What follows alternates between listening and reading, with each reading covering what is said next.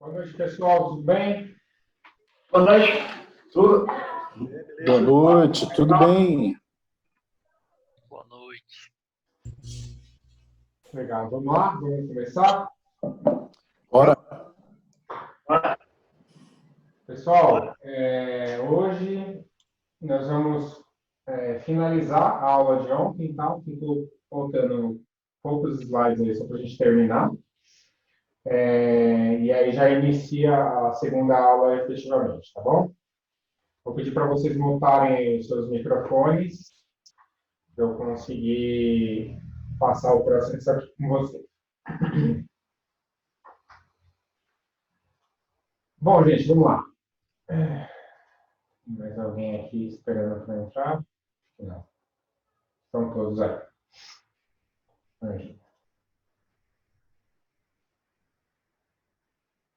Legal. Marcos, eu já te marquei como co-host, tá? Então, qualquer coisa você pode interagir aí também. Beleza, Thiagão. Deixa comigo, eu estou de olho aqui. Foi de bola. Bom, gente, ontem, então, a gente finalizou a nossa aula conversando um pouquinho sobre processo preditivo e processo empírico. Eu vou dar uma repassada nisso, tá? Tem mais dois aqui. Acho que o Marcos já... Pode deixar que eu estou de olho nisso, Thiagão. Só toca aí que o resto é comigo, tá bom? Então, vamos lá. Passando o processo, vamos dar uma revisada. Então, como a gente disse, o que é o processo preditivo? Tá? O processo preditivo, você começa planejando tudo que é feito no início do projeto. Tá? Quando a gente está aqui no início do projeto, você pode ver que o risco é muito baixo.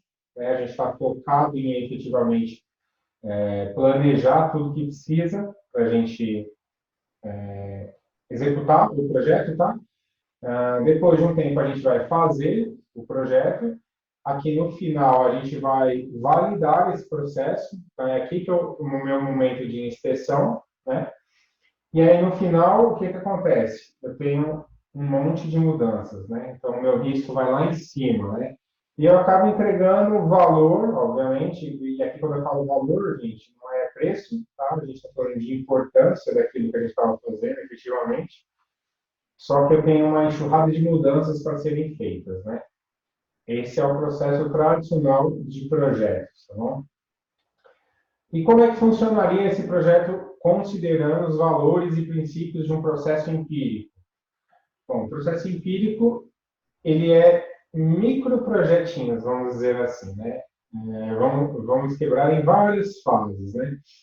Então, eu começo um projeto com risco baixo também, eu vou lá e planejo um pedacinho só daquilo que eu vou fazer, né? Eu faço uma inspeção naquilo que vai me gerar mudanças, e com essas mudanças eu vou adaptar tudo aquilo que eu vou fazer para frente, eu planejo novamente, executo, faço inspeção, gero mudanças e assim sucessivamente. Então, eu consigo manter o risco baixo, ok? E eu consigo entregar o que gera mais valor para o meu cliente, porque eu estou adaptando pontualmente tudo aquilo que eu estou fazendo, né? E replanejo. E aqui no final, o que vai acontecer? Eu vou ter uma inspeção final, provavelmente 90% ou todas as mudanças que poderiam aparecer eu já peguei nos processos anteriores e já adaptei e já entreguei, tá bom? Mas ainda pode acontecer as mudanças, mas eu vou ter poucas mudanças para serem feitas para entregar esse projeto. Antes de passar para frente, eu queria fazer uma pergunta. Alguém tem alguma dúvida sobre a diferença de processo preditivo e processo empírico? Não. Isso é muito importante porque é a base de tudo que a gente vai falando daqui para frente. Então, para reforçar ainda mais, eu vou compartilhar com vocês, eu vou passar um videozinho de 6 minutos, eu quero que vocês prestem com muita atenção, porque fez todo sentido para mim e eu tenho certeza que vai fazer todo sentido para vocês também, tá bom? Vou contar uma história fictícia de um projeto de desenvolvimento de sistema. Claro, nem sempre o que eu vou dizer aqui acontece em todos os projetos, mas a ideia é somente ilustrar alguns fatos que são comuns nesse tipo de projeto. Nós vamos analisar o mesmo projeto sendo desenvolvido tanto no modelo tradicional quanto no modelo ágil. Imagine no levantamento inicial o usuário pedindo os seguintes requisitos: tela de login, cadastro de senha, troca de senha, módulo encriptado de arquivos e etc. Uma porção de requisitos nesse sistema. Para mantermos uma mesma métrica de comparação, imagine que tudo isso totalize 1000 pontos de função.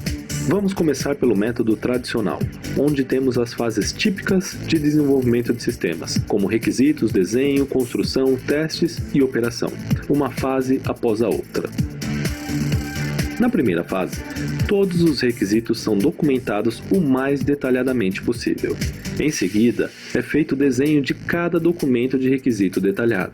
Dependendo da metodologia, essa fase pode ser desmembrada em várias, como desenho funcional, protótipo, desenho lógico, arquitetura, etc. Após a conclusão de todos os desenhos, todas as funcionalidades são desenvolvidas. Claro, pode haver paralelismo nessas atividades, não precisa ser uma fase exatamente após a outra. Mas, em suma, tudo que foi desenhado será construído. Depois temos uma fase dedicada para testar tudo que foi desenvolvido. Aqui, muito provavelmente, haverá envolvimento do usuário e algumas solicitações de mudança começam a surgir. Mesmo com algumas mudanças identificadas, o projeto segue e, após tudo testado, o sistema inteiro é colocado em produção. O resultado final disso é que temos algumas funcionalidades que estão ok, que atendem aos requisitos que o usuário necessita. Algumas que foram identificadas na fase de teste e precisam ser alteradas, mas que por uma questão de gerenciamento de escopo serão tratadas como mudanças depois, mas são funcionalidades que precisam ser alteradas. E também identificamos algumas outras que estão funcionando, mas que na prática não são usadas. E por último, descobrimos também uma série de funcionalidades que, depois que o usuário começou a testar o sistema, ele descobriu que ele precisava e não era escopo inicial do projeto. Aqui, muitas vezes temos muito estresse nessa negociação sobre o que o cliente achava que era escopo e o que o gerente de projeto está dizendo que é mudança. Ao final de um projeto cascata é muito comum termos esse tipo de problema.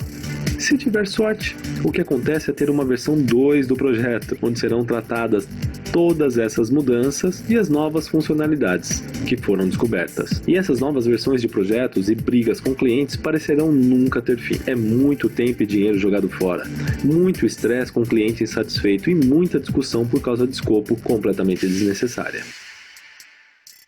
Agora vamos ver como que seria esse mesmo projeto utilizando o Scrum. O Scrum ele foi feito justamente para acabar com esse tipo de problema que a gente viu no projeto Cascata. Como que funciona? A lista inicial de requisitos ela é chamada de Product Backlog. Esse Product Backlog ele tem os seus itens priorizados por itens de mais importância do sistema. No primeiro sprint, são selecionados alguns itens para serem desenvolvidos. Eles são escolhidos de cima para baixo, ou seja, pela ordem de importância. Neste exemplo, estamos supondo que, pelo tamanho funcional de cada item e pela velocidade média da equipe, conseguimos desenvolver 3 funcionalidades dentro do sprint. Dentro deste sprint, todas as fases de desenvolvimento de sistemas, requisitos, desenho, construção, teste e operação são executadas para que todas as funcionalidades sejam concluídas dentro do sprint. Ao final do sprint, que dura normalmente entre 2 a 4 semanas, nós já entregamos as 3 funcionalidades e descobrimos logo de cara que 2 estavam ok e uma precisava ser alterada. E ainda, o usuário, depois de usar essas 3 funcionalidades, ele descobre que precisava de mais uma que ele não tinha pensado antes. Não tem problema. Nós pegamos o Product Backlog, ele é atualizado, essa atualização também é chamada de grooming, então nós sinalizamos as 2 funcionalidades que estão ok, sinalizamos que uma delas teve os seus requisitos alterados, alteramos os requisitos dessa funcionalidade e acrescentamos a nova que o usuário solicitou. Então, novamente, nós vamos para o segundo sprint com o Product Backlog atualizado e escolhemos as 3 próximas funcionalidades para serem trabalhadas. Todas as fases de desenvolvimento de sistemas são aplicadas novamente nesse sprint. Para quê? Para que as 3 funcionalidades sejam entregues prontas ao final do sprint. Dessa vez, o usuário entendeu que as 3 estão ok. Mas depois de usar essas 3, ele descobriu que tinham 2 funcionalidades que ele pediu antes que não são mais necessárias, pois aquilo já está sendo coberto agora. Novamente, o Product Backlog é atualizado e é sinalizado aquilo que foi concluído, são removidas as funcionalidades que o cliente não precisa mais e esse ciclo se repete por todos os sprints até o final do Product Backlog. O resultado final disso é que temos várias funcionalidades ok. Nada para alterar nesse momento. Tudo que foi feito está ok. O que tinha que ser alterado já foi alterado durante os sprints. Várias funcionalidades que inicialmente pensava-se que eram necessárias foram descartadas, não são mais necessárias. Isso causa uma grande economia de tempo e de dinheiro. Se fizermos um comparativo entre as duas abordagens, veremos grandes diferenças. Lembrando aqui que este é um exemplo fictício, mas que, por experiência própria, é completamente possível de acontecer. Podemos ver aqui que no método tradicional, os mesmos 1000 pontos de função foram entregues em 10 meses, a um custo de R$100.000, entregamos 45 funcionalidades, dentre elas 25 não são usadas e ainda tem 15 funcionalidades a fazer. No Scrum, os mesmos 1000 pontos de função demoraram 6 meses para serem entregues, a um custo de R$40.000. E entregamos 35 funcionalidades, menos do que no tradicional. Só que nenhuma é uma funcionalidade que não necessita ser entregue. E nós não temos mais nada a fazer para atingir o objetivo do projeto, pois ele já foi atingido. Todas as funcionalidades que precisavam ser feitas ou que precisavam ser alteradas foram alteradas durante o decorrer do projeto. Logo, Scrum é a melhor escolha. E não sou eu quem estou inventando isso. Uma pesquisa do Standish Group mostrou que cerca de 64% de todas as funcionalidades desenvolvidas em um sistema nunca ou raramente são utilizadas. Pessoal, isso é muito importante, gente. Esse Standish Group, ele fez uma pesquisa em cima das funcionalidades, tá bom? Que as pessoas pedem para desenvolvimento de software. E aqui o que é bem interessante é que de todas as funcionalidades, né, 7% sempre são utilizadas e 13% algumas vezes são utilizadas. Ou seja, de tudo que é desenvolvido de software no mercado, somente 20% é realmente utilizado. Aí tem 16% de vez em quando, 19% raramente e 45% nunca é utilizado. Olha como que o projeto tradicional, né, não é nem culpa do projeto tradicional, mas essa questão de tentar entender todos os requisitos por um longo período de tempo faz a gente gastar tempo e dinheiro em coisas que não serão utilizadas, né? Tá bom? Gostaram do vídeo? Bacana, bem didático, né? Bem didático, né? Legal. Nossa apresentação de ontem acabou. Esse era o último slide. Alguém tem alguma pergunta sobre mentalidade ágil? Quer falar alguma coisa sobre teoria da complexidade ou processo preditivo e empírico? Não. Não? Então, legal. Gente, vamos seguir. Bom, gente, agora a gente começa a falar sobre Framework Scrum, tá? Vamos falar agora sobre o que é o Scrum no detalhe, efetivamente. Bom, hoje essa aula provavelmente vai ser dividida em 2 dias, tá bom? Porque é muito conteúdo para ser apresentado num dia só. Mas eu tenho aqui os tópicos que a gente vai passar nesses 2 dias aí. Então, assim, vamos fazer a introdução ao Scrum, o que é Scrum, de onde veio. Vamos falar sobre pilares e valores do Scrum, e aqui já relacionado ao processo empírico que a gente estudou no módulo passado, ok? E aí sim, entramos a fundo no Framework Scrum. Vamos falar do framework, das cerimônias, dos eventos, dos papéis, ok? E no final a gente vai juntar todas essas informações. Ok? Beleza. Tá, gente. O que é Scrum?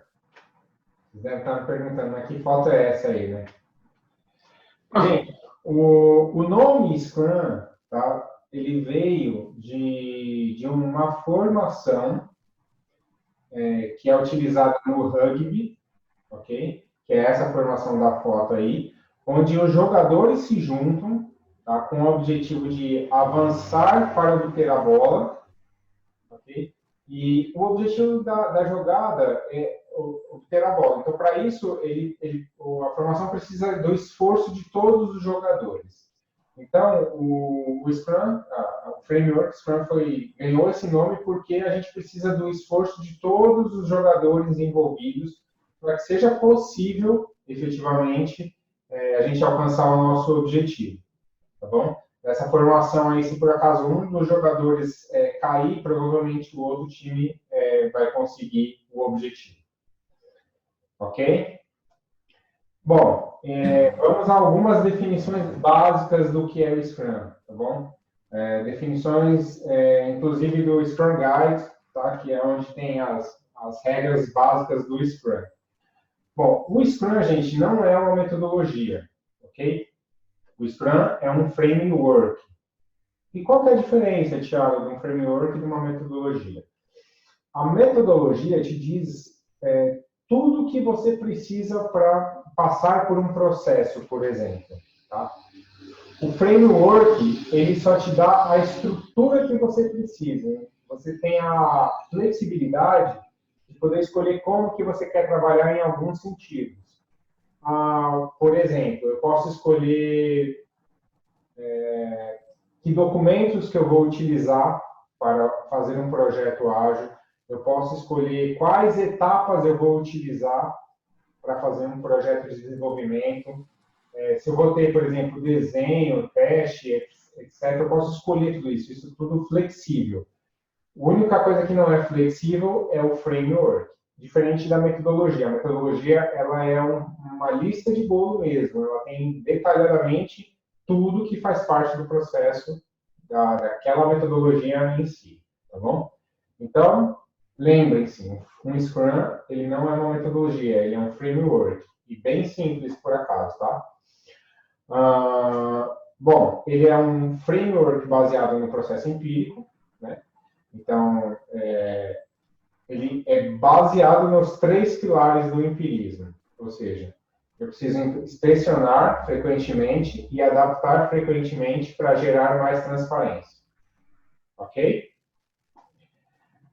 O Scrum ele foi desenvolvido para ter grupos, pequenas equipes, tá?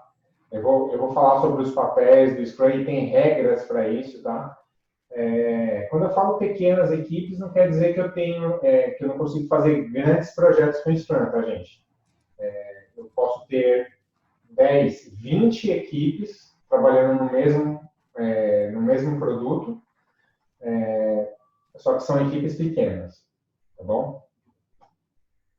E aí, para isso, exige auto-organização, nós vamos falar um pouquinho sobre isso. Bom, o Scrum foi desenvolvido especificamente para ser aplicado no tratamento de problemas complexos, ou seja, é completamente aderente à nossa realidade de sistemas. E ele foca, efetivamente, na entrega de valor. E quando a gente fala de valor, a gente não está falando de preço, e sim de importância. Ok? Ok? Beleza.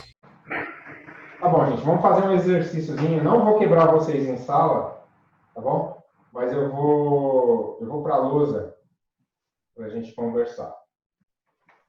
Gente, a gente falou agora há pouco sobre... Eu não sei onde eu deixei a caneta. Foi aqui. A gente falou agora há pouco sobre o Scrum suporta times pequenos. E eles são times auto-organizados, tá? Então, assim, o que é times pequenos? Eu vou falar lá na frente, mas eu vou adiantar para a gente poder falar sobre isso. Geralmente eu tenho uma pessoa que é dona do produto que a gente vai fazer, ok? Isso aqui depois vai virar um produto, ok? Eu vou ter aqui o time, que é responsável por desenvolver esse produto, e eu vou ter um Scrum Master, que é responsável por garantir que tudo isso aqui aconteça. Perfeito? Para esse time aqui ser auto-organizado, ele precisa de 3 coisas, tá? Que são chamados os pilares da auto-organização. Quem quiser falar, gente? eu gostaria de saber de vocês o que vocês acham que são os 3 pilares para que um time seja auto-organizado. O que precisa ter para que uma equipe seja auto-organizada? Conhecimento? Conhecimento. Confiança. Disciplina. Confiança, disciplina. Disciplina. Quem falou disciplina? Reinaldo. Tá, Reinaldo. A gente precisa ter regras, Ok. tá? Porque num lugar onde a gente quer gerar auto-organização sem regras, vira um caos. Né? Comunicação. É como se fosse um jogo de futebol onde um time vai entrar para jogar. O time pode tomar algumas decisões em campos, mas se não tiver regra, não tem jogo de futebol, né? Vira outra coisa.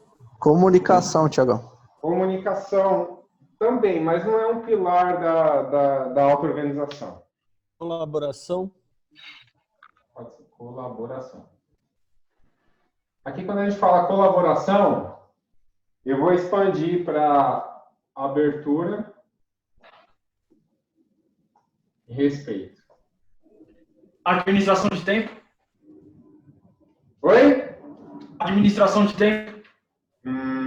Isso está nas regras. As regras?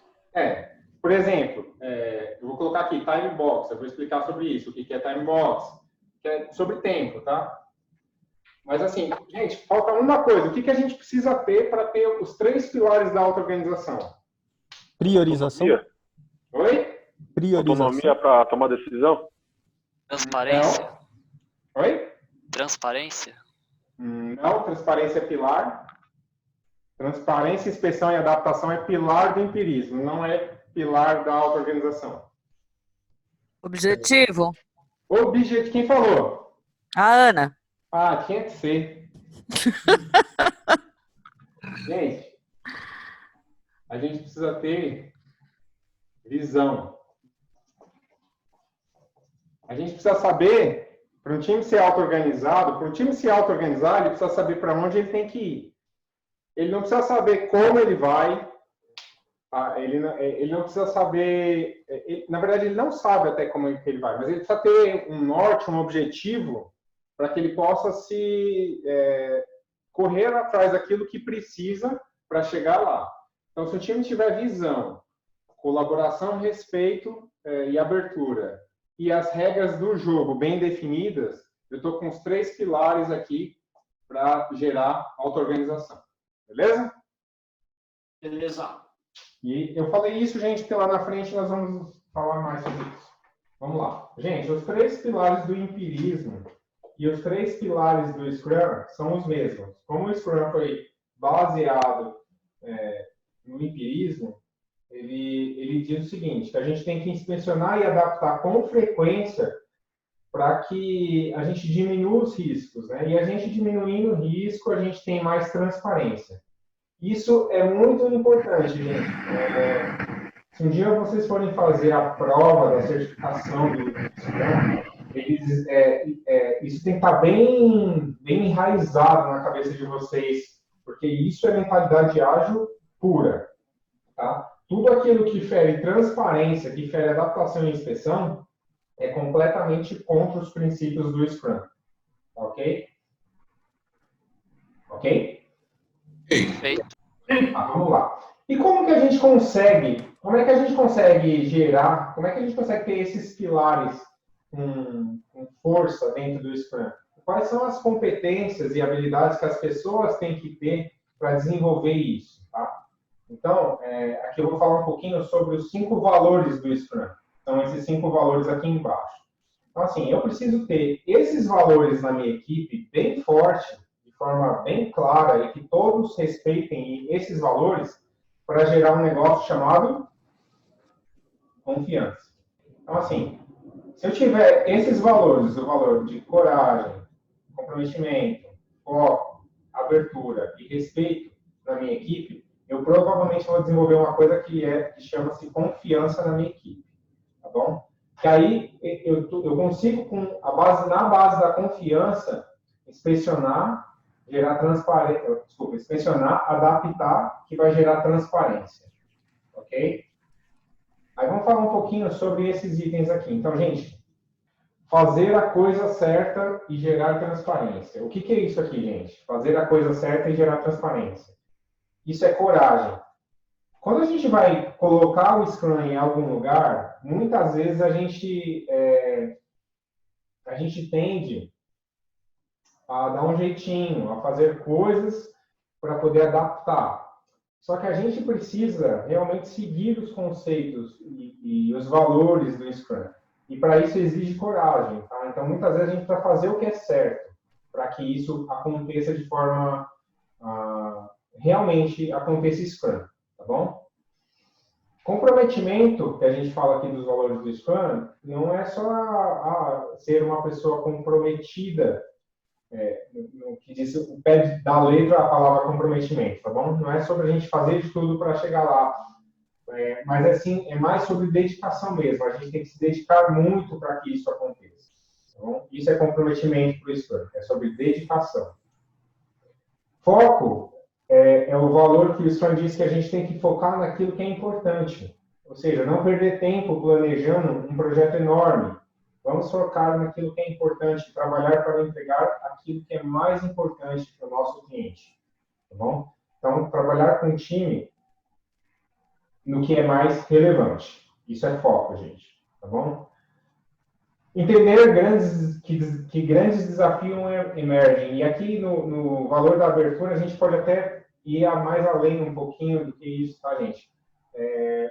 Abertura, por exemplo, aceitar que existe o Scrum, isso é um tipo de valor, ok? Eu entendo que existe uma metodologia diferente de um projeto tradicional. Isso é um pouco de abertura e um pouco de respeito também, tá?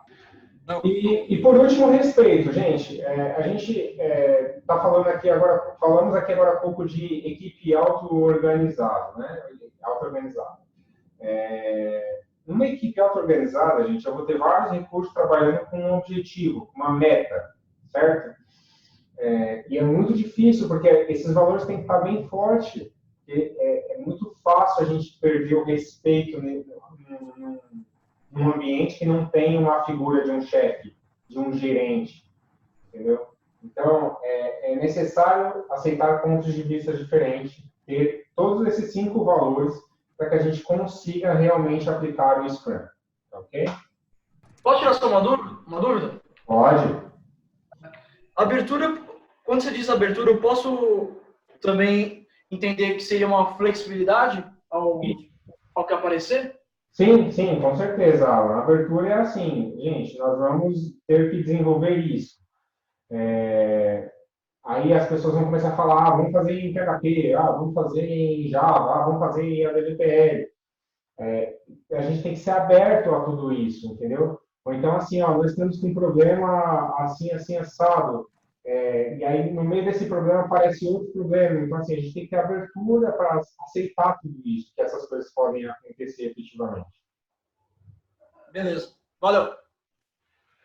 Gente, qual que é a estrutura básica do Scrum? Vamos lá. Tudo começa com entrada dos nossos clientes, ou do nosso time, ou dos gerentes, ou dos executivos, tá? Alguém tem uma necessidade de alguma coisa.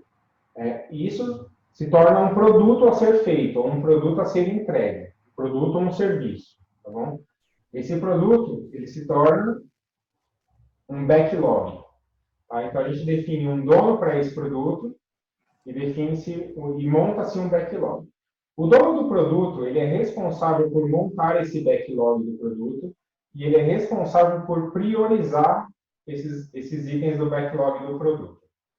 Aí aqui vocês já vão me perguntar, que eu tenho certeza.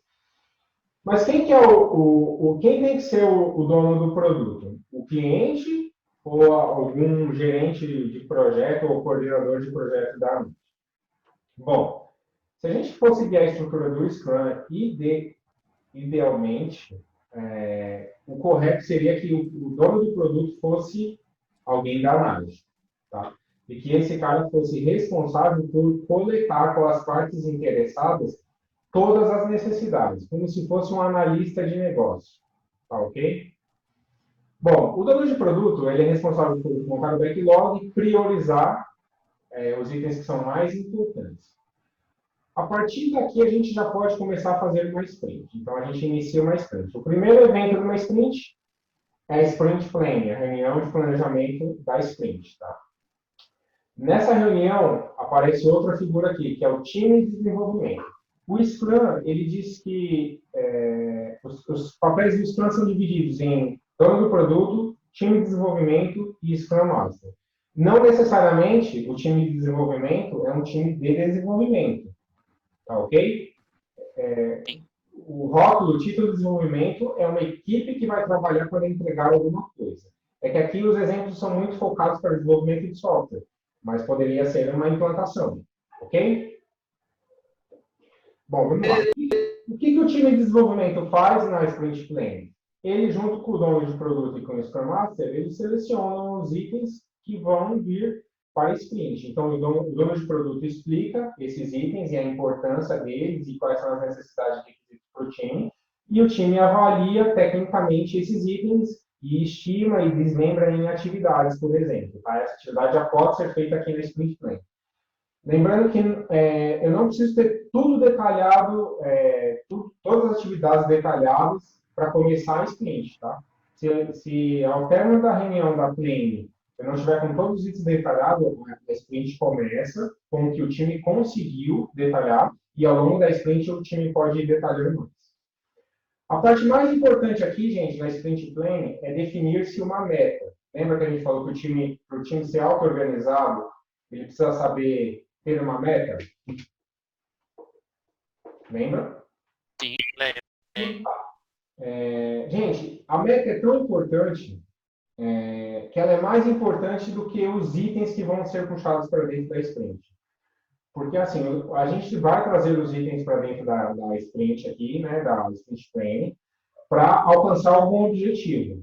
O time de desenvolvimento tem total liberdade para mudar esses itens, caso no meio do desenvolvimento, por exemplo, eles encontrem algum impeditivo e eles tenham que tomar uma alternativa, tá?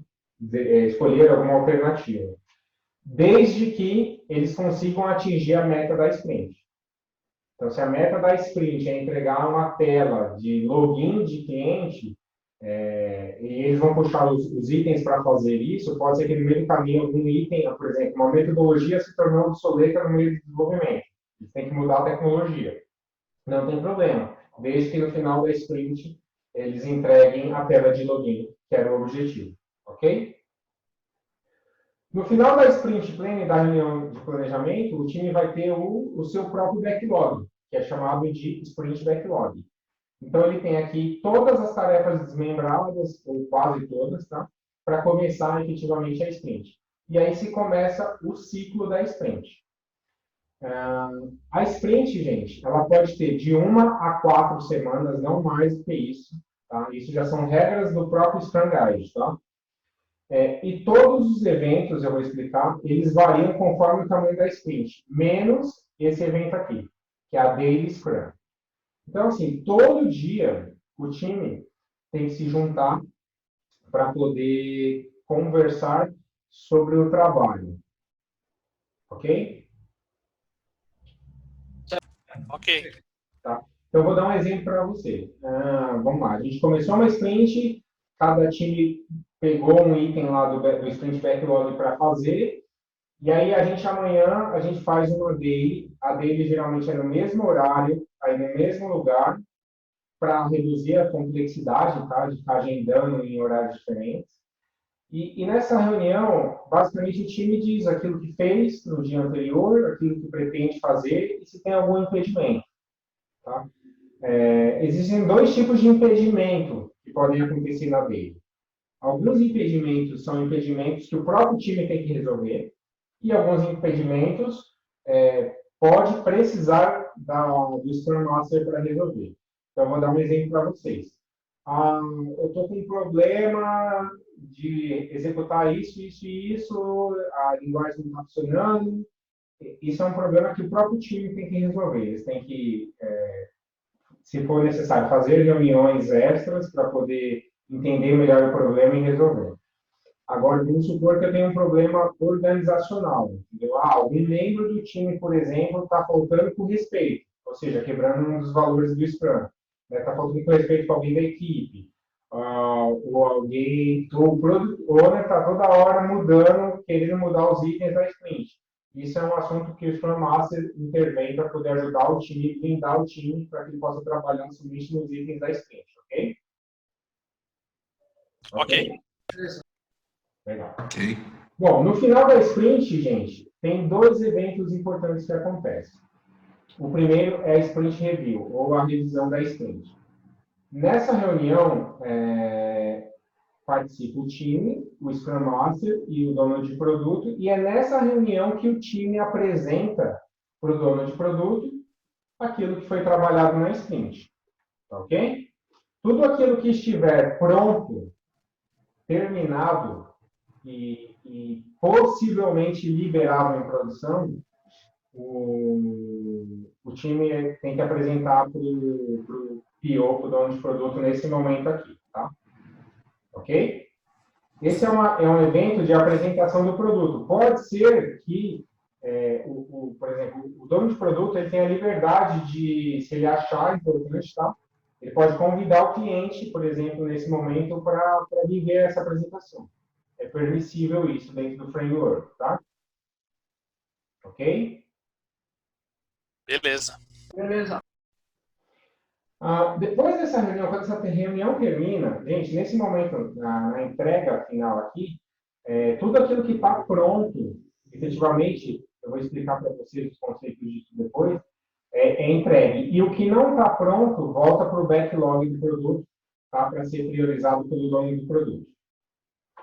Bom, e depois dessa reunião, tem mais uma reunião que chamada de Sprint Retrospective, ou a reunião de retrospectiva, que é uma reunião de melhoria contínua, tá?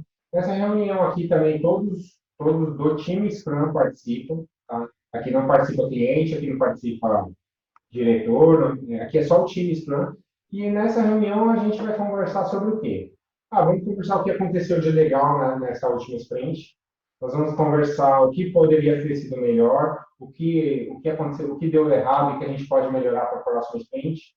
Tá? É uma reunião de qualidade, melhoria, tá? De inspeção e adaptação do processo e não do produto. Então, eu tenho duas reuniões no final da sprint, uma que foca no produto e outra que foca no processo, melhoria do processo. Tá bom? Dúvida? Então, assim, gente, revisando o framework, eu tenho 3 papéis. Tá? Eu tenho o Product Owner, o time de desenvolvimento e o Scrum Master. Eu tenho 5 eventos, tá? Eu tenho a sprint, que é um evento container, que chama dentro do Scrum. Por que é um evento container? Porque todos os outros eventos acontecem dentro de uma sprint, ok? Então, eu tenho a sprint, eu tenho a planning, a reunião de planejamento, eu tenho a daily, que é a reunião diária que acontece, e no final eu tenho a review e a retrospectiva. Então, eu tenho esses 5 eventos.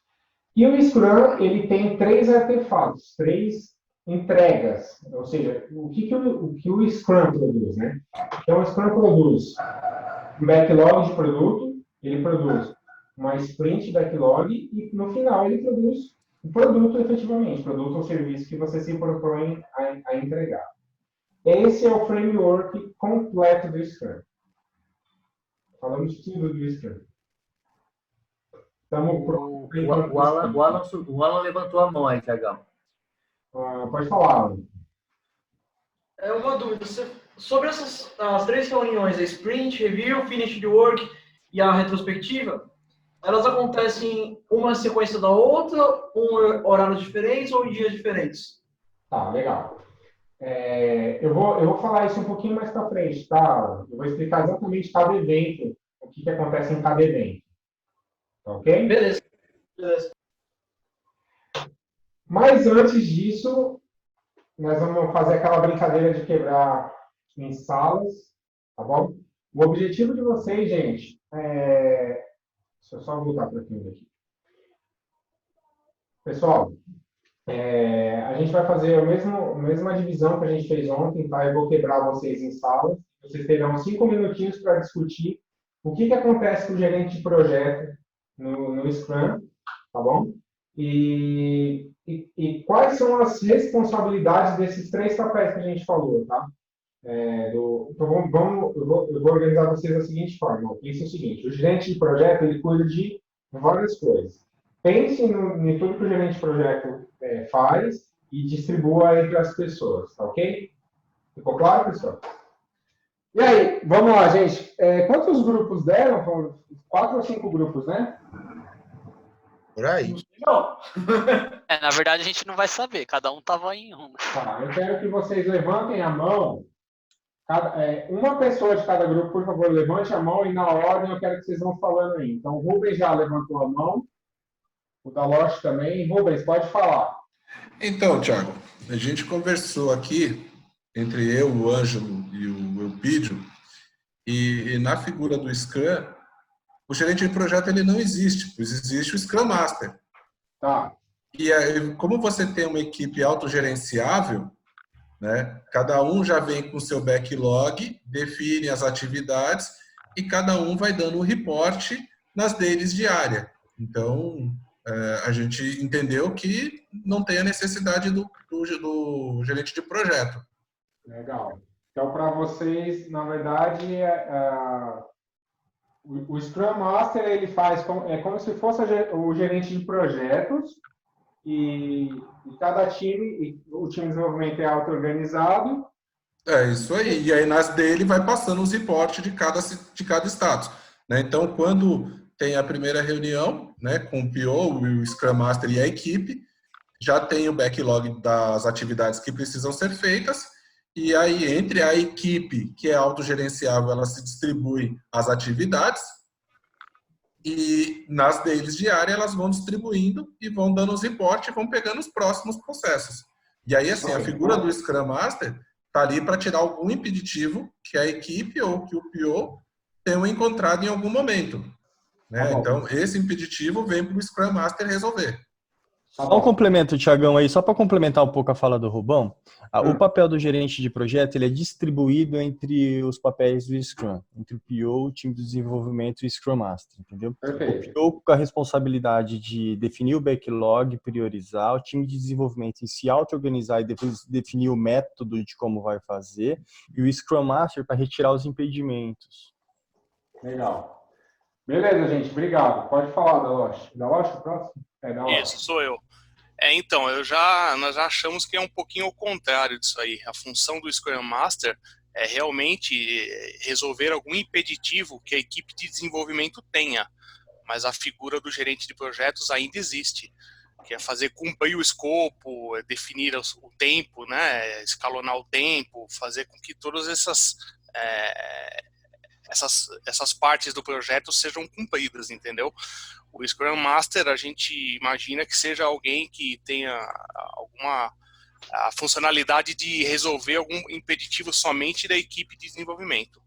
Tipo, um recurso que seja necessário para que impeça o desenvolvimento de um relatório, por exemplo, ele vai lá e corre atrás daquele recurso do cliente para fazer o acompanhamento, enfim, alguma coisa nesse sentido. Para vocês, mais o Scrum Master e o time de desenvolvimento, eles focam mais no desenvolvimento mesmo. O gerente de projeto ainda precisa para poder gerenciar o projeto efetivamente. Exato. Tá bom. Obrigado, Daloche. Beleza. Então, o próximo aí da lista, Silvério. Nós na equipe lá, nós discutimos o seguinte, o Scrum Master, o gerente, o papel do gerente de projetos, ele no Scrum, Scrum, ele é o Scrum Master, né, por causa dos impeditivos, de retirar impedimentos, lidar com conflitos, né, evitar conflitos entre a equipe e tudo, né, tem que lidar com isso daí, com as pessoas, né, e eu acho que ele está muito próximo aí do Scrum Master, está bem no Scrum Master, e também da priorização, né, do backlog lá, que é a função do PO, ele faz isso. E o PO no produto, né? No backlog. Isso, exatamente, o backlog. Legal. 3 falaram, eu acho que tinha mais grupos, hein? Que grupo que ainda não falou? era eu, o Pablo e o Jorginho. É que como eu tô como co-host aqui, eu não consigo levantar a mão. Ah, tá. Então, a gente começou primeiro elencando algumas das coisas que o gerente de projeto precisa fazer e depois gerou algumas polêmicas sobre em qual lugar a gente colocaria cada coisa, tá? A gente falou sobre quem que controla a gestão dos custos, né? Se é Scrum Master ou PO. A gente entendeu que seria o Scrum Master. Tá. Tá bom? Okay. Depois falamos sobre prazos. Os prazos, como são definidos como uma equipe autogerenciável, a gente colocou como os devs. Então, os devs têm que dar conta dos prazos deles. Desculpa, o prazo quem? Time de desenvolvimento. Tá.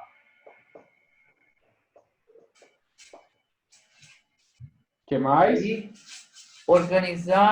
organização dos sprints. Mas aí a gente falou sobre exatamente em que momento, quem definiria se o sprint tem 1 ou 4 semanas, né?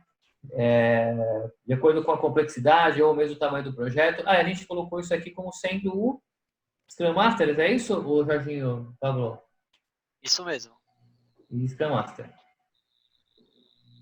Tamanho da sprint, né? Tamanho da sprint, isso. Beleza. É isso aí. Show. Tem mais alguém? Mais algum grupo? Não, né? Silvério, baixa a mãozinha aí, por favor. T2, quer falar alguma coisa? Não, né? Não, beleza. Gente, eu vou explicar isso para vocês lá na apresentação, mas vamos falar um pouquinho sobre o que vocês colocaram aqui. Primeiro ponto. No Scrum, não existe gerente de projeto. Tá? Não existe o papel, não existe a função do gerente de projeto. Todas as responsabilidades do gerente de projeto, todas distribuída nesses 3 papéis. Tá? Então, a gente vai falar aqui, ó. Por exemplo, vou pegar um que está aqui. O dono do produto, ele é responsável pelo produto. Tá? Ele é o cara que eu diria que mais se aproxima de um gerente de projeto. Porque ele é o cara que pega, nós vamos fazer isso. Ele é o cara que faz o estudo de viabilidade, é o cara que cria a visão do produto, é o cara que faz análise de valor presente líquido, do ROI, taxa interna de retorno, etc. É ele que tem a visão do negócio, tá bom? Esse cara aqui tem a visão do negócio, o PO. O time de desenvolvimento tem a visão do produto que vai ser feito, do desenvolvimento mesmo, da produção, tá? Da execução. Da execução. O Scrum Master, ele cuida do processo, gente. O Scrum Master, na verdade, é um cara que está aqui para garantir que o Scrum está sendo utilizado da forma correta, tá? Ele só é responsável por isso. Então, se vocês me perguntar assim, o Scrum Master é responsável pelo custo? Não é o Scrum Master. Quem é responsável pelo custo é o dono do produto, porque é ele que vai fazer o estudo desse produto. É o dono do produto que conversa com as partes interessadas. Então, vamos lá. Fechamos um contrato. É o dono do produto que faz esse levantamento de requisito. É o dono do produto que entende aquilo que vai ser feito. E é o cara que define o custo do produto. Então, o custo, ele é responsabilidade do dono do produto. E o tempo? De quem que é a responsabilidade do tempo? O tempo é compartilhado. Então, assim, dentro da sprint, lembra que eu falei para vocês que o time de desenvolvimento ele é responsável pelo desenvolvimento dentro da sprint. Dentro da sprint, o time de desenvolvimento ele é responsável pelo tempo dentro da sprint. Mas se você pensar a longo prazo, imagine, eu estou quebrando uma entrega de um projeto em várias entregas. Ao longo prazo, vamos dizer que a cada 5 sprints eu entregue uma release desse produto. E ao final das releases eu vou entregar um produto final. Esse tempo maior é de responsabilidade do dono de produto. Tá? Quem que é responsável pelo escopo? Bom, se a gente vai produzir um produto, o dono do produto ele é responsável pelo escopo. do backlog de produto. Mas o time de desenvolvimento, ele é responsável pelo escopo também. Do quê? Da sprint backlog. Ou seja, daquilo que está dentro da sprint backlog, quem é responsável por fazer, e só quem é responsável pelo sprint backlog é o time de desenvolvimento. Então, todas as funções do gerente de projeto são distribuídas entre os papéis. E quando eu falo todas, são todas. A qualidade, a comunicação. Então, a comunicação, o PO é responsável por fazer a comunicação com os clientes, responsável por fazer a comunicação com o time de desenvolvimento. O Scrum Master é responsável por fazer a comunicação com a organização, com a diretoria, reportar para a empresa algumas informações, remover alguns impedimentos organizacionais. O time de desenvolvimento não está conseguindo evoluir no desenvolvimento porque a gente tem aqui uma cultura organizacional que nos impede de evoluir referente a esse tópico. Então, o Scrum Master ele é responsável por fazer esse tipo de comunicação. Tá bom, gente? É isso. Vamos voltar para a apresentação agora, que a gente vai falar um pouquinho mais sobre isso, então eu vou apresentar para vocês. Voltando aqui, gente, então no Scrum não existe o papel de gerente de projeto, tá? As responsabilidades são divididas. Então, o dono de produto, ele cuida do escopo do produto e o time de desenvolvimento do escopo da sprint. O tempo da entrega do produto é de responsabilidade do dono de produto.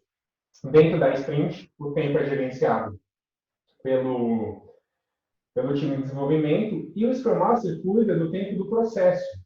Como eu vou dizer para vocês mais para frente um pouquinho, o Scrum, cada evento do Scrum tem um tempo, e a gente tem que garantir que esse tempo aconteça, porque faz parte de uma das regras do jogo para que a gente consiga a auto-organização.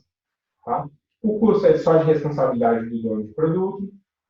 A comunicação é do Scrum Master e do dono de produto dentro da sprint do time. O risco é de responsabilidade de todos, cada um na sua esfera.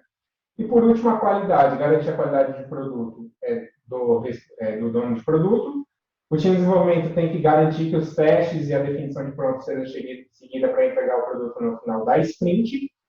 E do processo do Scrum Master. Tá? Então, o dono de produto maximiza o valor do produto, ele gera o backlog, ele faz a gestão do backlog do produto, e ele tem que ter uma certa autonomia, porque pode ter influências externas da organização que pode interferir nesse produto. O time de desenvolvimento realiza o trabalho e entrega o produto pronto, potencialmente liberado a cada sprint.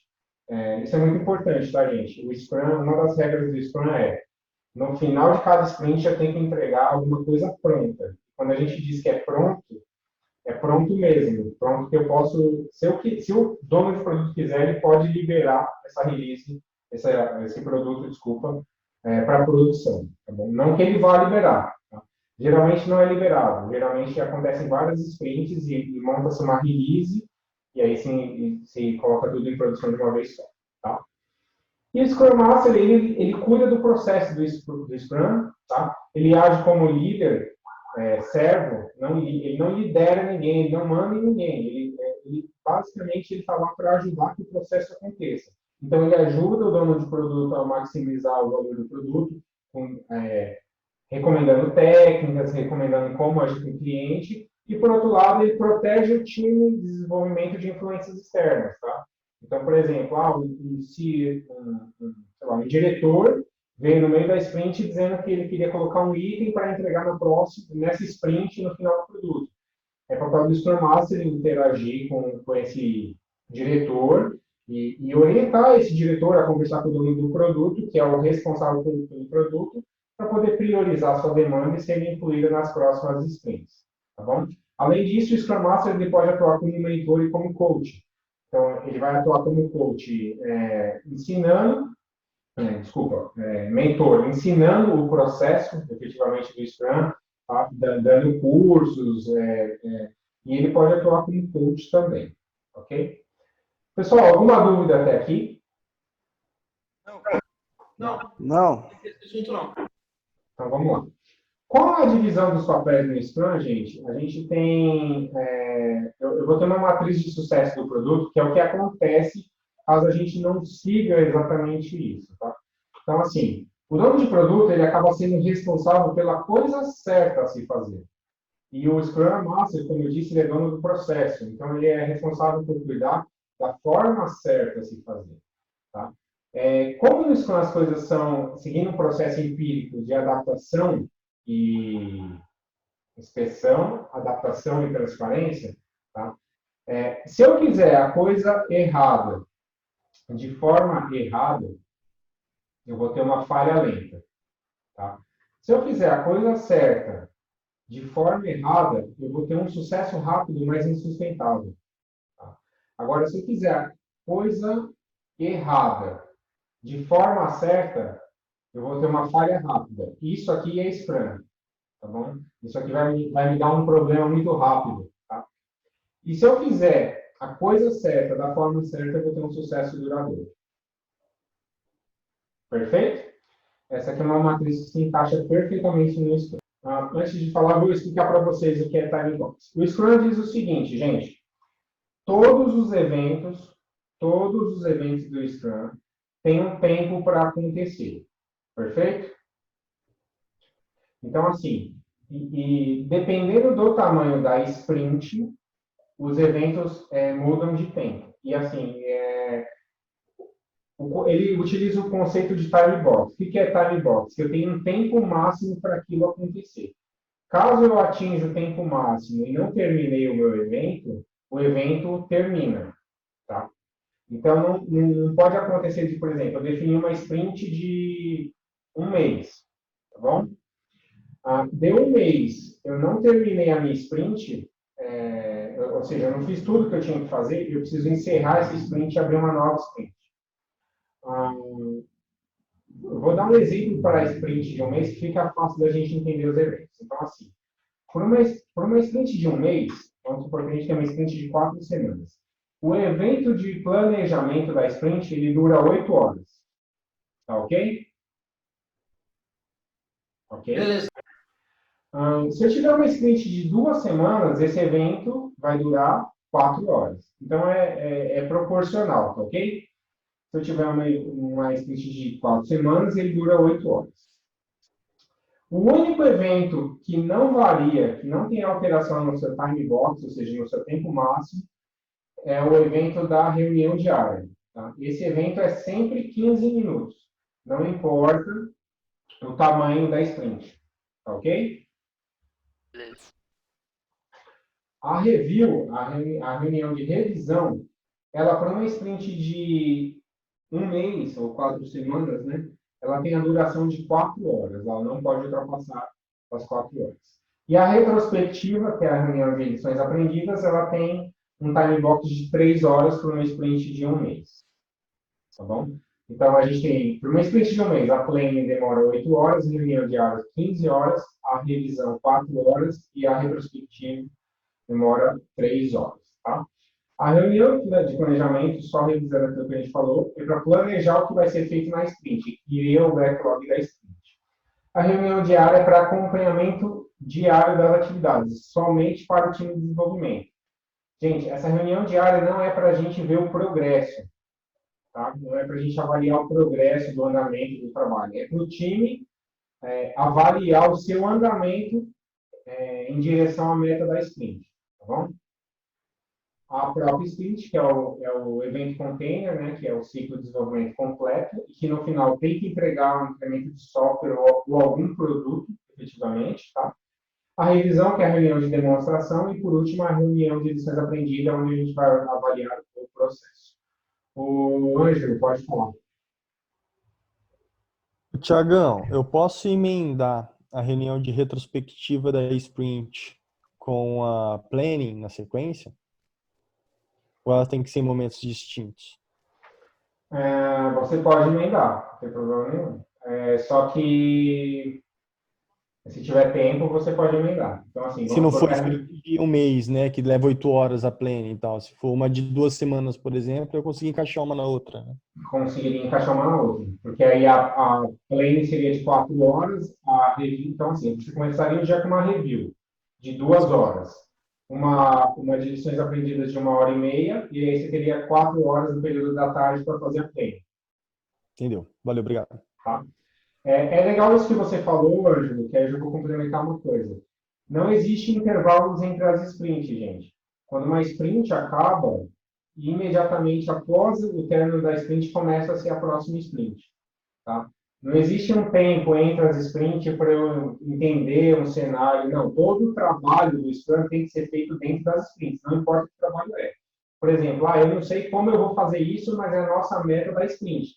Então, se eu tiver que estudar sobre alguma coisa, se eu tiver que aprender uma linguagem para fazer aquilo, todo o trabalho para se concluir, para chegar ao objetivo, tem que ser feito dentro da sprint, ok? Ok? Beleza. Então, tá bom. Bom, já expliquei o time box. Quais são os benefícios, então, gente, da gente ter um time box? Lembrando que o time box é um tempo máximo, mas não quer dizer que eu não possa acabar antes, tá? Então, se eu acabar antes, não tem problema. Eu só não posso ultrapassar aquele tempo máximo. O time box, ele promove limites para a auto-organização. Aqui, ó, que a gente estava falando, que é uma regra para a auto-organização. Ele cria regularidade e disciplina e ele promove foco. Porque a gente acaba não dispersando, quando a gente tem um tempo máximo para fazer alguma coisa, a gente acaba focando naquilo que é mais importante. Ou seja, ele promove os valores do Scrum, tá, ok? E aqui os eventos que são time box. São todos os eventos do Scrum são time box. Bom, vamos falar agora sobre o evento principal do Scrum, que é a sprint. Pode falar, Alan. Ainda não entendi muito bem o que seria esse time box ainda, ou como que é definido o tempo realmente das atividades, essas coisas assim. Não da atividade. Time box são dos eventos do Scrum, tá? Então aqui, ó, deixa eu falar de novo. Todo evento do Scrum, tá vendo os eventos aqui? Sim. Todos esses eventos têm um tempo máximo para ser realizado. Então esse aqui, ele pode variar de 1 até 4 semanas, ok? Isso vai ser definido por quem? Vai ser definido pelo time Scrum, junto com o dono de produto, que tem a visão do produto, a necessidade desse produto. Então, aqui se usa muito o bom senso e a complexidade da coisa que a gente vai desenvolver, tá? Então, a gente vai falar, a gente vai desenvolver um projeto de 2 anos, não faz sentido eu ter uma sprint semanal, por exemplo, tá? Beleza. E aí, quando a gente define a sprint, o tempo dessa sprint, ele automaticamente gera os time box dos outros eventos. Então, definir 4, esse aqui vira 8 horas, esse aqui vira 15 minutos e nunca muda, esse aqui vira 4 horas e esse aqui vira 3 horas. Entendeu? Então, beleza. Valeu. Beleza. Então, vamos falar agora do sprint principal, que é do evento principal. Tá? Bom, sprint significa arrancada, gente, corrida, né? É o principal evento do Scrum porque ele é um evento container. Todos os itens do Scrum estão dentro de uma sprint e a sprint ela tem que gerar um incremento que é entregue ao final dela. Tá? Isso é uma regra obrigatória do Scrum. No final de uma sprint eu tenho que entregar uma coisa. Então vamos supor que a meta da sprint seja documentar, fazer o levantamento de requisitos de um determinado produto. No final dessa sprint eu tenho que entregar essa documentação. Ela vira uma entrega, tá bom? Bom, como que começa uma sprint? Então, a gente pega os itens lá que serão desenvolvidos e faz uma sprint plan, tá? É um ciclo de desenvolvimento e interação que deve ser realizado em um mês ou menos, conforme eu já expliquei. Todo o trabalho para transformar os itens do backlog em funcionalidades do software deve ser realizado dentro da sprint. Então, não existe sprint zero para a gente fazer um pré-planejamento antes de começar o projeto. Todo o trabalho tem que ser feito dentro da sprint. E cada sprint deve sempre produzir um incremento pronto e potencialmente liberável em 30 dias ou menos. Tá bom? Tá claro o que é uma sprint? Sim. Tá. Sim. Então, vamos ao primeiro... eu coloquei aqui, que é importante falar para vocês. O Scrum, gente, ele abomina o cancelamento de uma sprint, tá? Não é que não seja possível realizar o cancelamento, mas geralmente o cancelamento de uma sprint ela é muito traumática. Ela gera problemas com o cliente, ela gera problemas de autoconfiança com o time, porque vinha trabalhando em alguma coisa. Então, assim, o cancelamento da sprint só é sugerido, só é recomendável pelo Scrum Guide no caso de o objetivo da sprint se tornar obsoleto. Então, por exemplo, o objetivo dessa sprint é implantar o KNAB da folha de pagamento. E no meio da sprint, o cliente decide que não vai utilizar mais KNAB, ou que ele mudou de banco e agora o banco novo não tem mais KNAB. Ou seja, todo o objetivo daquela sprint se tornou completamente obsoleto. Então, nesse caso, e somente nesse caso, acontece o cancelamento da sprint, tá bom? Caso contrário, se não for um problema de objetivo obsoleto, geralmente o que está sendo feito na sprint, mesmo que não seja nem utilizado pelo cliente, vai ser entregue de qualquer jeito. Aqui eu coloquei como que funciona uma reunião de planejamento, a Sprint Planning, o primeiro evento dentro da sprint. Tá? Então, o dono de produto ele traz o backlog, o dono de produto ele traz o backlog, tá bom?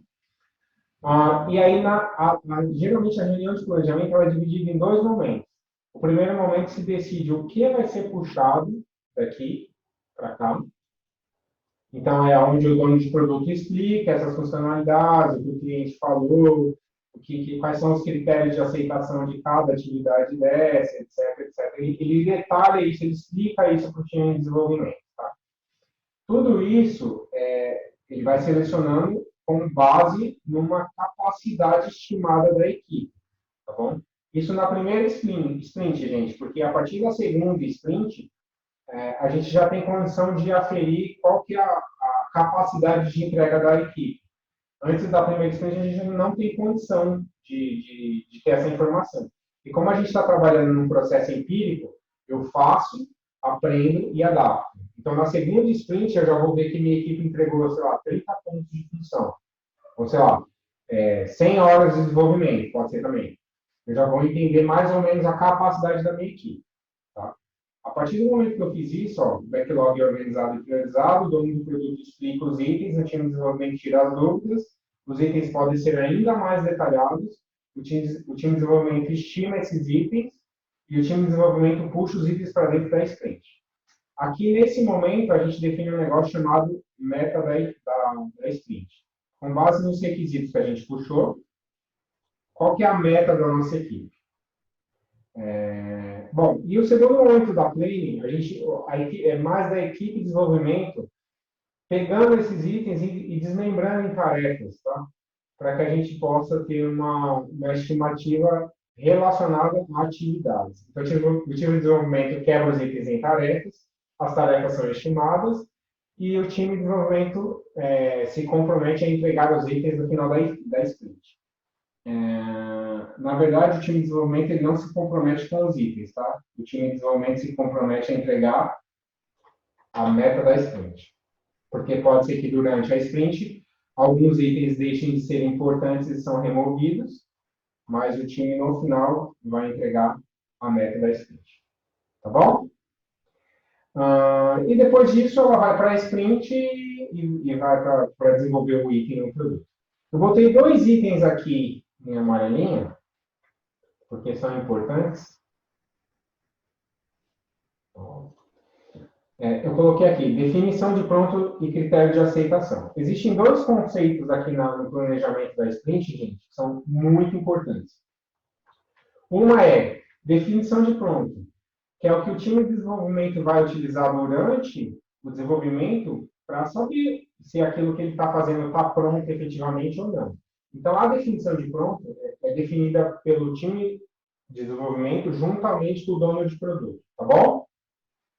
Vamos supor, na minha definição de pronto, eu vou ter itens mais genéricos, ou até itens da própria organização, tá bom?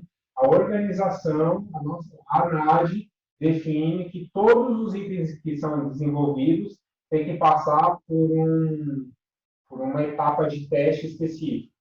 A NAD define que todos os itens têm que ser homologados pelo menos uma vez por um analista de teste ou pelo cliente. São definições mais gerais, a definição de pronto. Tá? Os critérios de aceitação são específicos de cada historinha dessa aqui, tá? Então, eu estou fazendo um dos itens aqui é a tela de login. Eu não quero permitir que no item, o item login vai ser o e-mail do cliente. Então, se não tiver arroba, por exemplo, eu quero que ele bloqueie o login. Então, o critério de aceitação são específicos de cada história ou entrega, e a definição de pronto é o que garante que o time sabe o que precisa fazer para entregar aqueles itens para o Product Owner na review. Gente, está claro até aqui? Alguém tem alguma dúvida? Não. Tá, beleza. Tá. Então, aqui, os dois pontos mais importantes da definição desculpa, na reunião de planejamento é ter aqui a definição de pronto e os critérios de aceitação dos itens e se definir o objetivo, efetivamente, da sprint. Da sprint, exatamente. Bom, nós falamos da reunião de planejamento. Aqui eu tenho mais um exemplo. Então, aqui eu estou falando da definição de pronto, tá, gente? Então, assim, na definição de pronto, bom, nosso objetivo é montar um produto potencialmente liberado no final da sprint. Então, a gente precisa ter, na definição de pronto, quais são os processos de desenvolvimento, quais são os processos organizacionais, quais são os critérios de qualidade, e eu vou ter também até alguns requisitos não funcionais, se for o caso, tá? Então, a definição de pronto, ela está aqui para ajudar na transparência entre o time de desenvolvimento e o dono de produto, tá? E transparência é um pilar do empirismo, então a gente precisa ter clareza, o time precisa saber o que precisa fazer e o dono de produto tem a certeza de que o time, no final da sprint, vai entregar um produto potencialmente liberado para ser apresentável, inclusive, ao cliente, se for o caso, tá? Então, requisitos finalizados, sem trabalho remanescente, boa qualidade para ser usado em produção, se for o caso, e em condições de ser liberado para produção, que era o próximo item, tá bom? Agora vamos falar um pouquinho da reunião diária.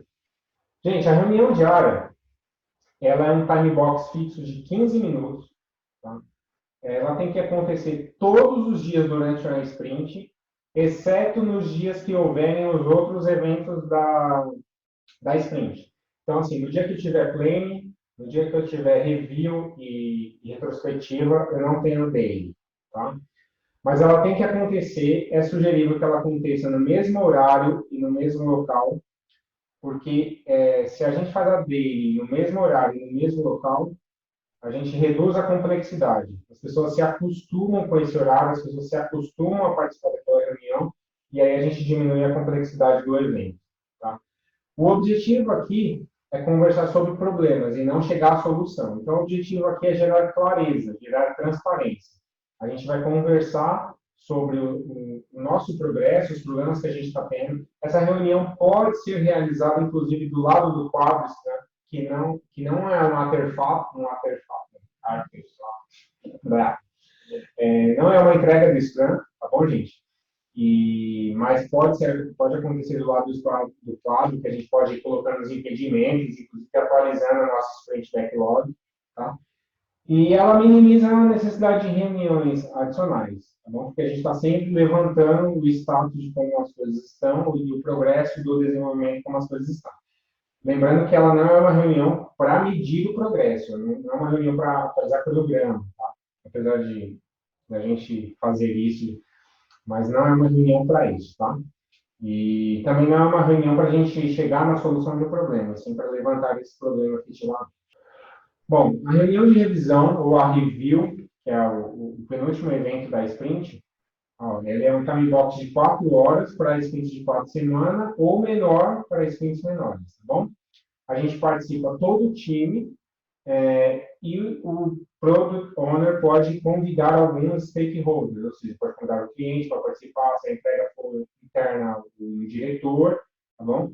E o objetivo aqui, gente, é fazer a apresentação do produto. Então, nessa reunião, por exemplo, se tiver o cliente, o dono de produto, ele pode apresentar o progresso do projeto em relação ao objetivo, tá? Ele pode apresentar a entrega das releases de um produto, tá? É uma reunião que a gente vai falar sobre o produto, basicamente sobre o produto. E aqui a gente vai ter, pode ter alguns problemas, vão aparecer os itens que não vão ser entregues, né? Na verdade, os itens já vão aparecer anteriormente, tá? Mas aqui, se tiver o cliente, por exemplo, vai ser colocada a clareza dos itens que não vão ser entregues para o cliente. Então, vamos lá. A review demonstra os itens prontos e obtém feedback. E aqui, gente, durante a review é onde a gente atualiza o backlog do produto também, porque a partir do momento que eu estou mostrando esse produto para o cliente ou para o PO, vão ser gerados novos itens. Então, alguns itens vão ser solicitados mudança, talvez alguns itens novos apareçam, talvez a gente remova alguns itens do backlog, tá? Então, esse é um dos processos chaves para fazer inspeção e adaptação, tá? O time vai demonstrar e a gente vai inspecionar esse produto, o dono de produto vai atualizar o backlog com os itens que surgirem durante essa reunião, e o dono de produto pode monitorar o progresso do projeto e apresentar para os clientes com base naquilo que foi entregue até o momento. Então, essa é uma reunião muito importante que geralmente a gente faz no final de um projeto grande, tá? E, por último, a reunião de lições aprendidas, ou reunião de retrospectiva, né? É uma time box de 3 horas para uma sprint de 4 semanas. A gente foca praticamente... Aqui a gente só fala de processo, não fala de produto, tá? Participa todo o time Scrum, novamente. E a gente vai falar sobre o que fizemos de bom, o que fizemos de ruim, o que pode ser melhorado, como vamos implementar, etc, etc, etc. O novo Scrum Guide, o último Scrum Guide, na verdade, diz que no mínimo um item de alta prioridade sobre melhoria de processo tem que entrar no backlog, no sprint backlog da próxima sprint. Tá? E então eu vou passar aqui já direto para a fase final. Então aqui a gente tem uma visão geral de como é que funciona uma sprint com os eventos aqui. Então, olha que legal. No dia 1, a gente vai ter a nossa planning, onde a gente vai definir. Aqui a gente tem uma sprint, gente, de 2 semanas, tá? Do 1 ao dia 14 aqui. Então, nessa sprint de 2 semanas, a planning cai para 4 horas ao invés de 8. A gente vai ter a reunião de como fazer e o que fazer, nossa planning. No dia 2 começa, no dia 1, já começa o desenvolvimento. E a partir do dia 2 a gente começa a ter as nossas reuniões diárias. Todos os dias a gente vai ter as nossas reuniões diárias. O time de desenvolvimento trabalha para produzir nossos requisitos do software pronto e potencialmente utilizáveis. Durante a sprint, pode acontecer o grooming, tá? Que é onde o dono de produto precisa de parte do tempo. Geralmente essa parte pode ser, assim, é sugerido em torno de 10%, tá, do time. Mas pode ser o quanto for necessário, na verdade, tá? Que o dono de produto precisa do time de desenvolvimento para esclarecer alguns itens para a próxima sprint, tá? Não para esse sprint. Então, acontece alguns levantamentos de requisito, acontece um grooming e a priorização do backlog. Essas atividades aqui são de responsabilidade do dono de produto. O time de desenvolvimento pode somente apoiá-lo, tá? Se for necessário. Bom, no dia 11 acontece a nossa última day Scrum, tá? E aí, no dia 12, a gente faz a nossa reunião de revisão da sprint e faz a nossa reunião de retrospectiva. Imediatamente no próximo dia útil, que seria dia 15, a gente começa novamente a próxima sprint. Tá ok? Perfeito. Gente, eu vou parar por aqui porque eu queria saber se alguém tem alguma dúvida, quer fazer alguma pergunta do framework. Foi tudo que a gente falou até agora. Tenho certeza que alguém deve ter dúvida. Eu só gostaria que vocês fossem levantando a mão, se vocês tiverem dúvida, para falar, para que a gente possa... Eu vou respondendo na ordem que vocês forem perguntando aí. Pode falar, Cláudio. Volta 1 ou 2 slides que foi que você adicionou uma informação a mais. Eu não entendi aquela informação. Essa daí, ó. Você falou que você adicionou uma informação a mais. É o que isso? Tá. Antigamente, não, antes do Scrum Guide de 2017, que é a última versão, o Scrum falava da reunião de retrospectiva como uma reunião onde a gente vai gerar itens não funcionais, tá bom? Eu não vou melhorar talvez o produto, mas são itens não funcionais para melhorar o nosso processo ou melhorar o nosso processo de desenvolvimento. Então, vamos supor, um item que pode surgir na reunião de retrospectiva. A gente teve muito problema na entrega, porque o dono de produto falou que o time não está entregando com qualidade. Então, talvez a gente precisa revisar a nossa definição de pronto, né? E aí a gente cria aqui um item que vai para o backlog do produto, que é fazer a revisão da definição de pronto. Esse item ia para o backlog e era priorizado conforme o dono de produto, que é o responsável pela priorização, para ser feito em algum momento, em algum sprint. O último Scrum Guide diz o seguinte, que dessa reunião aqui vão surgir vários itens. O item mais importante, no mínimo, um item de prioridade alta sobre melhoria de processo identificado tem que ser incluído na próxima sprint. É obrigatório. Entendi. Okay? Entendi, valeu. Na verdade, não se cabe ainda o assunto, mas sobre essa diferença entre o Scrum e o tipo de projeto tradicional, né? No tradicional, pelo que entendi, a gente já tem um backlog pré-definido, do início ao final, correto? Isso. Já no framework Scrum, a gente tem um backlog dinâmico. Nesse caso, se esse backlog é dinâmico, o que define o tempo que esse projeto vai durar? Se é um backlog, a cada sprint novo pode surgir coisas novas e se estendendo em vários sprints adicionais. Geralmente, num projeto ágil, eu não tenho detalhamento de todos os itens, mas eu tenho uma previsão do que eu gostaria de ter, tá? É em cima dessa previsão que a gente estima algumas coisas do backlog, tá? Até para a gente ter esse backlog aqui, já estava acabando. Para a gente ter esse backlog aqui, você está vendo que alguns itens são maiores e outros são menores aqui? Sim.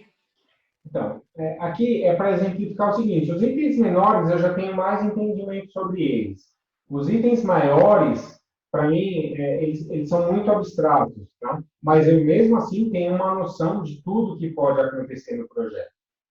Aí, no Scrum, a gente trabalha em cima dessa estimativa inicial de tempo e custo, e não de escopo, tá? Então, eu vou ter um projeto que eu quero entregar mais ou menos isso, que ele vai durar mais ou menos 6 meses, e nesses 6 meses eu vou ter um custo de X. Então, eu travo o tempo e travo o custo e trabalho para entregar para o cliente o melhor escopo possível dentro desses 6 meses. Entendeu? Certo.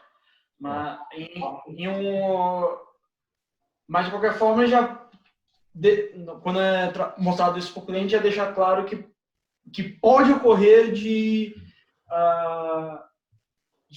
postergar um pouco, ou até adiantar, talvez. Isso tudo eu vou apresentar para vocês quando a gente entrar na parte de contratos ágeis. Isso fica bem claro, assim, como que funciona essa negociação com o cliente. Porque a gente foca bastante nesse ponto de travar o que de fixar o custo e o tempo, e na hora de falar de escopo, a gente trabalha para entregar o que gera mais valor para o cliente. Entendeu? Tá. Não, beleza, então. Valeu. Pode baixar a mãozinha. T2, pode falar. Ô, Tiagão, boa noite. Boa noite. Seguinte, sobre definição de pronto, cara, você comentou que a equipe de desenvolvimento se reúne, né, e dá essa definição do que é pronto, né, do que vai ser pronto, do produto que vai ser entregue.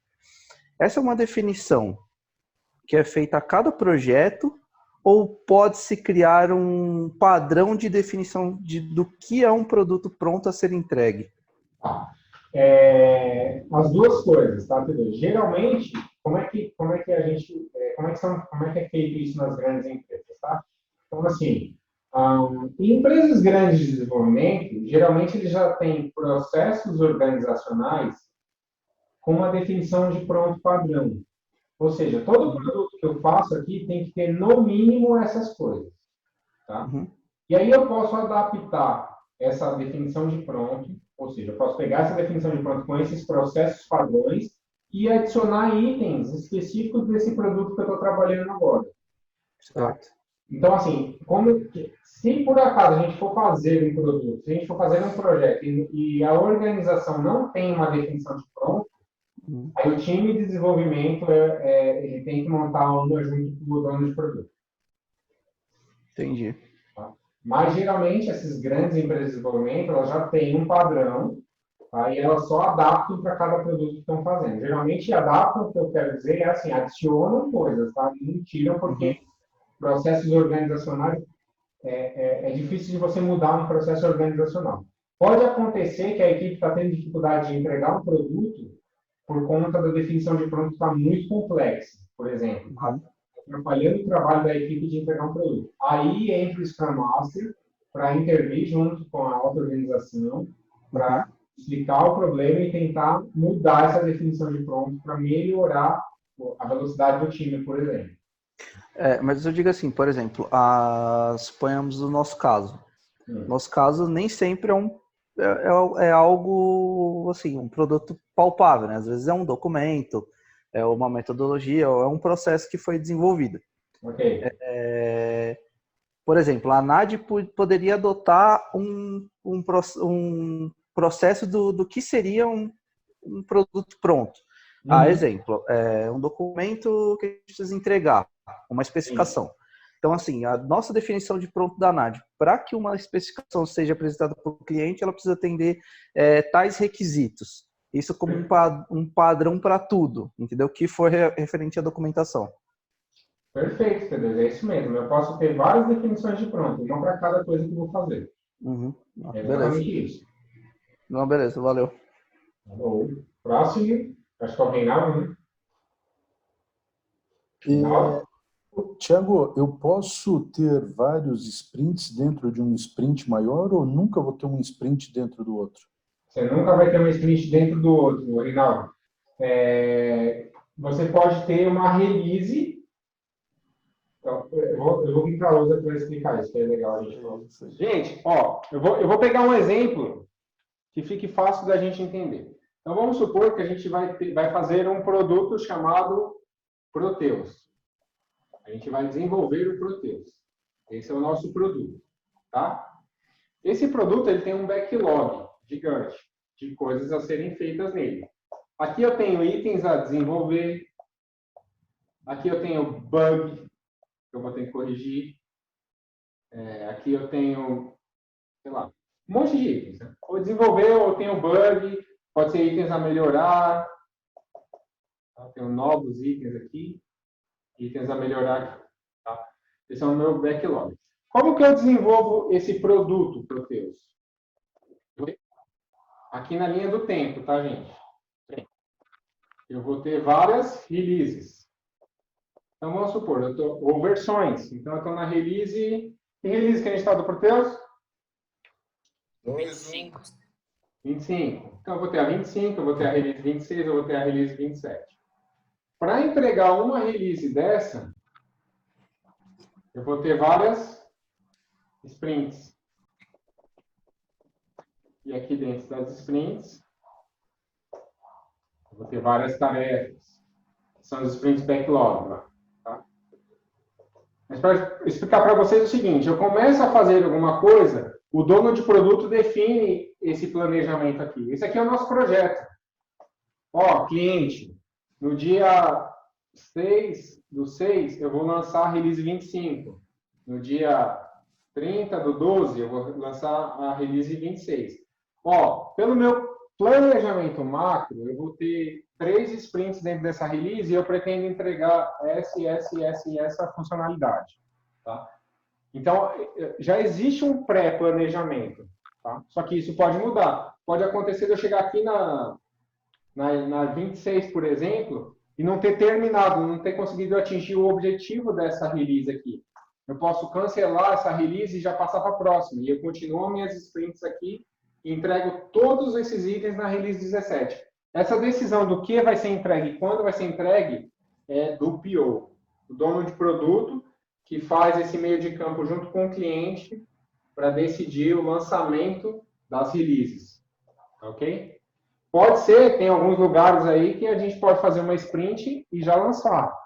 Mas geralmente, como acontece? A gente faz várias sprints dentro de uma release para poder entregar. Tá bom? Pensa na release aqui como uma implantação do CRM, por exemplo. Tá? vou fazer várias sprints para no final entregar o CRM implantado. Perfeito. E uma outra perguntinha bem rapidinho, assim, o quanto nós, brasileiros, estamos aculturados a isso ou estamos tão propensos a seguir esse framework de Scrum? Tá. A pergunta é maravilhosa, Reinaldão. Essa pergunta é maravilhosa. Vocês sabem quantos papéis existem no mercado? Quantos cargos e funções referentes à agilidade existem no mercado? Não faço ideia. Bom, eu falei os 3 papéis aqui do Scrum, né? Okay. Então, a gente tem o dono de produto, a gente tem o time de desenvolvimento, a gente tem o Scrum Master, e eu vou escrever o nome dele por um motivo. A gente tem um tal de Agile Coach. A gente tem um tal de Agile Business. Não sei como é que se escreve. A gente tem o Agile Enterprise. E mais uma infinidade de papéis, de cargos e funções que se você for procurar pelas empresas aí, tem esses papéis aqui. Bom, e por que tem esses papéis aqui, esses cargos e funções aqui dentro das empresas? Quando a gente começa a fazer um projeto Scrum dentro de uma empresa, o Scrum Master ele tem a responsabilidade em atuar em várias esferas. Ele tem que ser um líder servo, um coach e um mentor. Para o PO, para o time de desenvolvimento e para o negócio chamado... não vou conseguir fazer aqui. Mas é para a organização, que é a empresa, efetivamente. Só que o que acontece na prática? O Scrum Master ele gasta tanto tempo com o PO e com o time de desenvolvimento que ele não consegue atuar na mudança cultural da empresa para a agilidade. E aí a empresa faz o quê? Começa a criar cargos para pessoas atuarem dentro da empresa para mudar a mentalidade das pessoas, para entender o que é o conceito ágil, para ter a mentalidade ágil, né? Isso aqui não existe para o Scrum. Isso aqui é um indício que a gente está muito longe de conseguir ter uma estrutura dessa aqui, tá? Porque por falta não vou dizer nem da capacidade do Scrum Master, porque também não é só culpa dele, mas ele não consegue, né, ao longo do tempo que um projeto Scrum vá acontecendo, atuar nessas esferas aqui. Então, a gente está muito, muito aquém, tá, Reinaldo? Nas empresas de ter o conceito ágil aplicado. Legal. Reinaldão, só para você ter uma ideia, é muito mais fácil você conseguir, por exemplo, com o Alan, que não está acostumado com um projeto padrão, entender com clareza o projeto ágil, do que qualquer um de nós que já está acostumado com o waterfall, sequencial, um depende do outro, comprar. E eu falo não tanto pela gente, mas pela dificuldade que a equipe comercial, nós temos exatamente de fazer com que o pessoal entenda e compre essa ideia. Amanhã que é a terceira aula que vai falar sobre contratos, Thiagão? Oi, desculpa, não ouvi, Marcos. Amanhã que vai ser a aula que vamos falar sobre contratos ou quinta-feira? Provavelmente na quinta-feira, Marcão. Então, na quinta-feira, estejam todos aqui, que eu vou dar alguns exemplos junto com o Thiago aí sobre exatamente isso. O que a gente fez, como é que a gente fez para poder ter os primeiros cases aí, e foi de muito sucesso, né? Agora, certamente não foi falando tudo isso, explicando tudo isso e falando, vamos fazer. Foi um pouco diferente, mas eu vou gerar um looping para quinta-feira todos estar com a gente aí. Legal, Marcão. Não, eu até literalmente assim, a gente vê, ficou muito claro, até parabéns, Thiago, pela apresentação, acho que foi extremamente clara, dá para você compreender bem o processo, né? E a gente até vê que é algo assim lindo e maravilhoso, né? É tão óbvio, né? Você entendeu? Ele parece tão sincronizado e tão assim cadenciado o negócio. Você fala, pô, são engrenagenzinhas aí que vai funcionar bacana. Ele até, pelo que eu tenho onde entendi, ou seja, se o meu sprint não couber lá dentro de 30 dias, né, pô, eu tenho que dividir ele, né? E porque senão as demais regras que estão dentro desse sprint já não vão funcionar, do planejamento, do diário e assim por diante, né? Então, ou seja, pô, é bem entendível, né? A questão toda que a gente vê assim, é que quando você começa a olhar toda essa metodologia, né, ou todo esse framework, e começa a lembrar de alguns projetos, fala, cara, como é que eu boto tudo isso nesses cenários que eu já vivi? A gente precisa criar novos cenários aí para o futuro, para que isso entre bacana do jeito que entrou aí, como você comentou. Mas parabéns, cara, show de bola. Mais um dia aí glorioso aí pela sua apresentação, extremamente clara. Renato, obrigado aí por participar. Realmente é complicado mesmo, tá bom? Mas, assim, a gente tem que criar os cenários possíveis para que a gente consiga implantar e seguindo esse conceito empírico de validar o cenário e adaptar até que a gente consiga. E a gente já conseguiu em alguns casos, tá? Dalot, pode falar. Não, só complementar que você falou. Eu quero ainda, literalmente, antes de me aposentar, ver isso tudo acontecendo legal. Parabéns, gente. É isso aí. Trabalhar para isso. Eu acho que perfeito. Vamos que vamos. Tamo junto. Fala aí, Dalot. Posso? Dentro do framework aí, os papéis já foram definidos e estimulados, intitulados aí pela própria ferramenta. Nos projetos que a NAD já fez, foi possível aplicar quantos por cento o framework, digamos assim? Você conseguiu já em alguma implantação aplicar 100% do framework, tanto na distribuição dos papéis quanto na utilização do framework propriamente dito? Não, Dalot, não consegui por dois motivos. Primeiro, porque eu precisaria que a minha equipe tivesse pleno conhecimento do framework. E principalmente o cliente tem que ter esse entendimento também do framework, tá? Porque não é simples para o cliente. Você chega para o cliente e fala assim, cara, não me importo com o seu escopo, eu vou te entregar aquilo que é melhor para você. Ele fala, você é louco. Entendeu? Eu não posso fazer desse jeito. Então, a gente nunca conseguiu ter essa mentalidade ágil minimamente suficiente para poder implantar 100% do Scrum. Beleza. Valeu.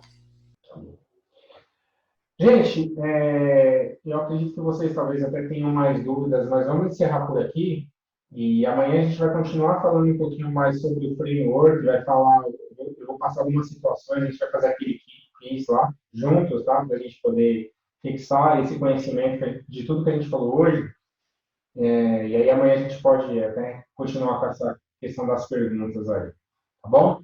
Queria agradecer mais uma vez a presença de todos aqui. Eu gostei demais, para mim é muito uma satisfação falar sobre isso para vocês. Tá? Gente, obrigado, então. Boa noite, bom descanso para vocês e até amanhã.